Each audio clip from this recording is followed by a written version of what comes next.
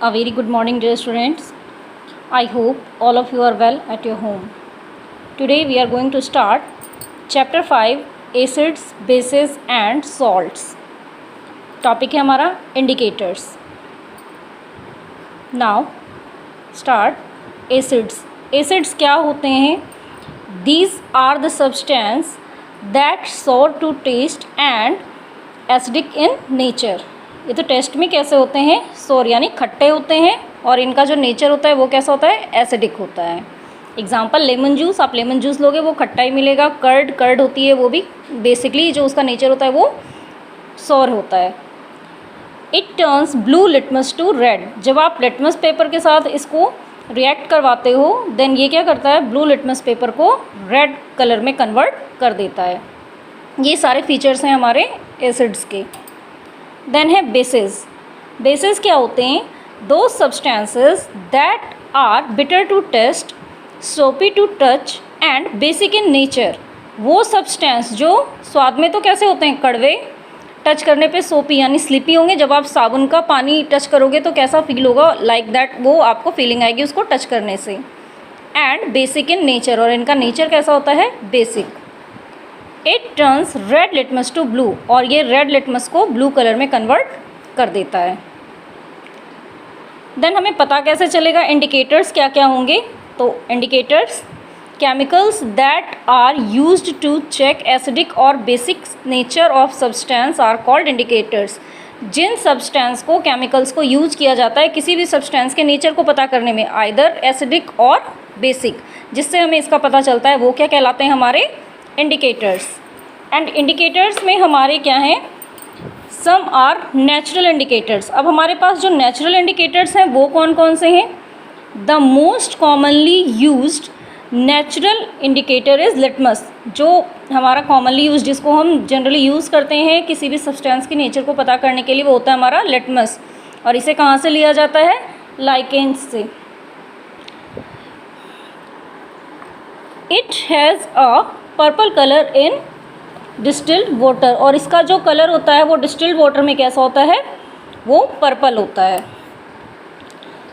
Generally it is available as red और blue litmus paper. Generally ये किस किस कलर में पाया जाता है? हमारे red and blue litmus paper में. देन हमारा the solution which do not change the color of either red or blue litmus are known as neutral solution.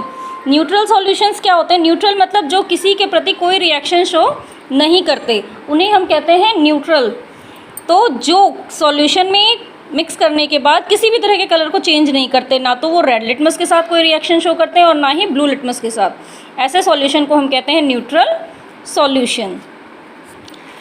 हमारा जो नेचुरल इंडिकेटर होता है उसमें मेनली होता है China rose and turmeric. Turmeric हल्दी. आप घरों में इसको एक बार प्रैक्टिकल करके देख सकते हो. कैसे करेंगे ये देखिए. Turmeric is another natural indicator. Turmeric another natural indicator कैसे है? Take a tablespoon of turmeric powder, add a little water and make it a paste. सबसे पहले आपको एक चम्मच टर्मरिक पाउडर यानी हल्दी का पाउडर लेना है एंड उसमें थोड़ा सा वाटर मिला के उसको पेस्ट लाइक बना देना है. Make turmeric paper by depositing turmeric paste on blotting paper, filter paper and drying it. Then आप इसको ब्लॉटिंग पेपर या फिल्टर पेपर पे डाल के ड्राई करके देखेंगे. Cut thin strips of the yellow paper obtained, और उसमें आपको जो येलो पेपर ऑब्टेन होगा आफ्टर यूजिंग टर्मरिक, देन आप उसके थोड़े से स्ट्रिप कट कर लीजिए. Put a drop of soap solution on the strip of turmeric. जब आप उस टर्मरिक पे सोप का सॉल्यूशन देंगे, साबुन का घोल देंगे, थोड़ा बहुत साबुन का पानी देंगे, तो उसमें आपको क्या चेंजेस मिलेंगे करके देखना. ये बहुत इजी प्रैक्टिकल है और आप इसको कर सकते हो. वो कलर चेंज हो जाएगा उसका आपका रेड में, वो उसको कन्वर्ट कर देगा बिल्कुल भी रेड में. लाइक दैट यहाँ पे आपको करके दिखाया गया है, आप इसको करके देख सकते हैं. अगेन हमारा नेक्स्ट जो नेचुरल इंडिकेटर है वो है चाइना रोज.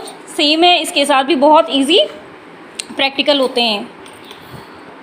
नेक्स्ट टॉपिक है हमारा neutralisation.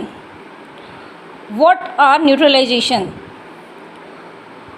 We have learned that acids turn blue litmus red and bases turn red litmus blue.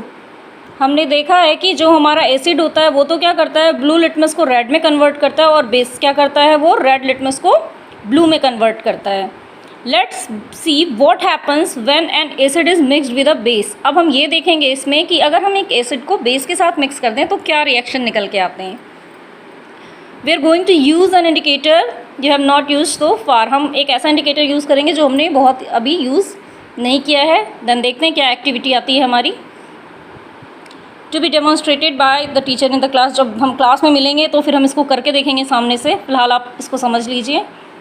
Fill 1/4 of a test tube with dilute hydrochloric acid. HCl लेनी है हमें एक test tube में dilute. Note down its colour, and इसके साथ साथ हमारी जो प्रैक्टिकल फाइल है उसमें नोट डाउन भी होते जाएंगे कि क्या रिएक्शन ये देता है, उस टाइम पे उसका क्या कलर है, पहले तो हम ये नोट डाउन करेंगे। Then note down the colour of phenolphthalein solution also, और उसके बाद जब हम उसमें फेनोप्थिलीन सॉल्यूशन देखते हैं उसके बाद उसकी क्या कलर आती है तो देखेंगे। Add 2-3 drops of the indicator to the acid, और 2-3 ड्रॉप हमें इंडिकेटर की डालनी है एसिड में। Now shake the test tube gently, और उसके बाद अच्छे तरीके से टेस्ट ट्यूब को हिलाकर उसको सॉल्यूशन को मिला देना है। Add to the acidic solution a drop of sodium hydroxide solution by a dropper, और उसके बाद ड्रॉपर से हम उसमें सोडियम हाइड्रोक्साइड मिक्स करेंगे और उसको ढंग से बिल्कुल घुमाएंगे उसमें बहुत अच्छे तरीके से। Now add 1 more drop of the hydrochloric acid, और उसके बाद एक और ड्रॉप डालेंगे हम डाइल्यूट HCl की। The solution again become colourless, तो क्या हो जाता है वहाँ पे वो सॉल्यूशन कैसा हो जाता है हमारा, कलरलेस।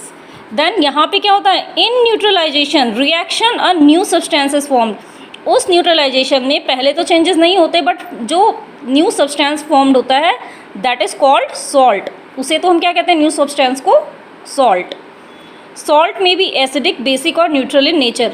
चूँकि हमने इसको एसिड और बेस के रिएक्शन से बनाया है तो इसका नेचर कैसा होगा, या तो ये एसिडिक होगा, या तो बेसिक होगा, या न्यूट्रल होगा, दोनों में से कोई नहीं। दस न्यूट्रलाइजेशन कैन बी डिफाइंड। कैसे हम इसको डिफाइन करेंगे, the reaction between an acid and a base is known as neutralisation. जो रिएक्शन हम एक एसिड और एक बेस के साथ करवाते हैं उसे ही हम क्या कहते हैं, उस प्रोसेस को neutralisation. Salt and water are produced in this process with the evolution of heat, और इस प्रोसेस में क्या मिलता है हमें आउटपुट में, salt and water, and presence किसकी होती है, हीट की। लाइक ये आपका हमें इक्वेशन से शो किया हुआ है, एसिड प्लस बेस, और यहाँ पे हमें क्या मिल रहा है, सॉल्ट एंड वाटर, और जिसके बीच में तो क्या इवॉल्व्ड है, heat. Now neutralisation in everyday life. हमारे एवरीडे लाइफ में न्यूट्रलाइजेशन कहाँ कहाँ काम आता है। फर्स्ट है हमारा indigestion. Our stomach contains hydrochloric acid, it helps us to digest food. हमने चैप्टर 2 जो पढ़ा था न्यूट्रिशन इन एनिमल्स, उसमें पढ़ा था हमारी जो स्टमक में फूड डाइजेशन होता है तो उसमें HCl की प्रेजेंस भी होती है, तो ये तो हम जानते हैं, और ये हमारे फूड डाइजेशन में हेल्प करता है। But too much of acid in the stomach causes indigestion. पर कई बार क्या होता है, जब एसिड की क्वांटिटी हमारी बॉडी में बहुत ज़्यादा बढ़ जाती है तो वो हमारे स्टोमक के अंदर इंडाइजेशन की सिचुएशन को क्रिएट करता है, और ये कई बार पेनफुल भी होता है।